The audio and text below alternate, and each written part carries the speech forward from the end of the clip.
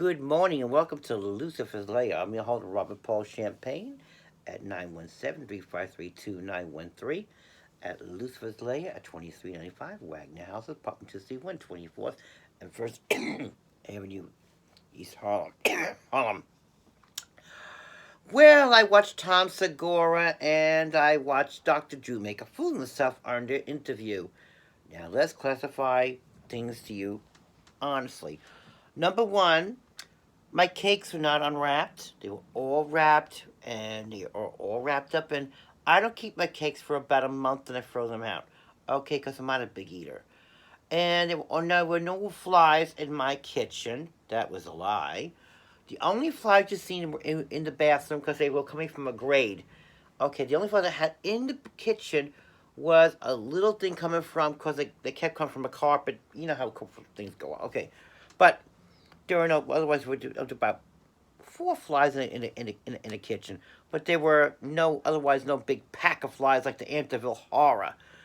Dr. Drew is a pathological liar, and Tom Segura is. And for people to think, for him to say that we will be dating them, I wouldn't date Dr. Drew if you pay Pazinski for me. He might be a senior citizen on steroids. I mean, I don't need to see to go out with him. And Tom Segura is far from sexy. I wouldn't be seen with him. I wouldn't care if he pulled the most elaborate restaurant in the world to go to. I don't want to go with Tom Segura. Is fat and sloppy and needs a hair weave. And he's not even a funny comedian. He's a worn-out comedian on a podcast trying to make money. And Dr. Drew is full of shit now. So, as far as that Paul, whatever they call himself, that so-called, what was that guy? Photographer? Cameraman? I didn't ask him to come. I was in a mood. And there was really no odor. Only thing in the house that particular day was in the bathroom. And the bathroom was like, this guy had to die. And it was getting so immense. I guess he had something in the water going, or I don't know what was going on. Then it got bad. Okay. But it got good straightened out. I had 15 men here so far. They said the place is perfect. They feel at home. They love it. I had drinks with them. They stayed here. I had to stay over. And he said the living was fine. There are no bugs. There are no flies. So, Dr. Drew, do me a favor. Get your eyes checked. And no, I don't want to go out anywhere with you people for interviews anymore. Because you're just a person who people like to get stardom. You're trying to be Dr. Phil with a talk show on TV, but it got a podcast. Pretty sad. I'm trying to get a talk show, but on cable, not podcast. That's the cheapest way of getting one. I mean, come on, that's cheap. I could do I could do Pornhub and make more money than that shit. But confidentially, people, if you believe Dr. Drew would always fascinate, and he was getting so sick, and we knew it was time to go, I was glad for them to go out the fucking door.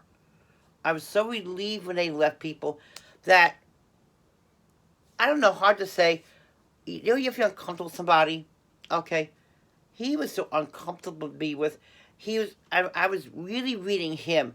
Dr. Drew is nothing I want to be a Dr. Phil, okay, an Oprah, all these big talk shows. He's trying to be a big thing. And number one, body was built, but he has a small head. And I don't dig grandpas on steroids, okay? They're not my thing, okay? I don't do grandpa with steroids.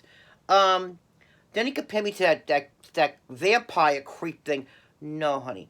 I do my religion, and it's not that way of religion. See, people think when churches say they think the wrong reason that you do, but no. And I'm not that old worn out porn star that Tom Segura and Christina compared me to. No. I get compared to somebody very and still today, when I go out, I have people talking to me, and they once said to me, "Why did I go on your mom's house?" I said, "Well, they came. You shouldn't have done that. You should always get an interview and go out. And no, Tom and Dr. Drew, Pazinski, and Tom Segura, whatever you call yourself, I wouldn't go to a top restaurant with you for $1 million. And then Tom only gave me $2,000 for the damage he did to me with that video with Josh. No, the damage he did putting my video out, number one. Then he comes in, he gets his $2,000. Okay, I got rid of his computer from there. I got rid of their t-shirts, their stupid hat. They put piss and beat me on a shirt. I would never have wear that. Hey, I got a little class. Okay, if I want to put something on, I want to put something a little specification, okay? Oh, I'm so sorry, baby. That interview was so... And Josh, and you have nerve to talk. Maybe if you shave some of that hair off of your body, you find yourself there's a body under there. And you weren't too appealing either, honey. I mean, someone said, who was that? Says Josh. And I had a friend talk and said, you really went that low? I said, not really, but I said, you could have done better to get that one. I said, no, he was an interviewer. I said, do better, okay? So Josh, don't flatter yourself thinking you were the hottest thing either, because I just tolerated you. And those t-shirts, I got rid of. I threw that shit in the trash. I threw that computer in the trash. And people, 2,000, okay, gave an iPhone. Wish I got another one. I got rid of that one, but I got another number. So I took that iPhone, exchanged it for another one, and got another phone and put this number on. So you will see it. You'll see it's not their phone, but it's another phone. I got rid of that phone too. So Dr. Drew, Pazinski, and Tom Segura, stop talking about Tom Selleck and all the people like that. They were good times, baby, and I loved who I was. I am still going to become something. I don't think I need you to make me famous. And I will get a talk show. I have friends at Coney Island, and we're talking. And I have a feeling things are going to work out for me.